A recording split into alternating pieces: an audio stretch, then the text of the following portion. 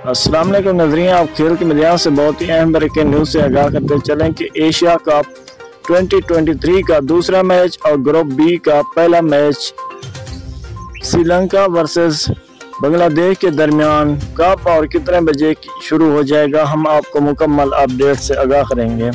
सिर्फ आपने इस चैनल को सब्सक्राइब करना है और वीडियो को आखिर तक वॉच करना है।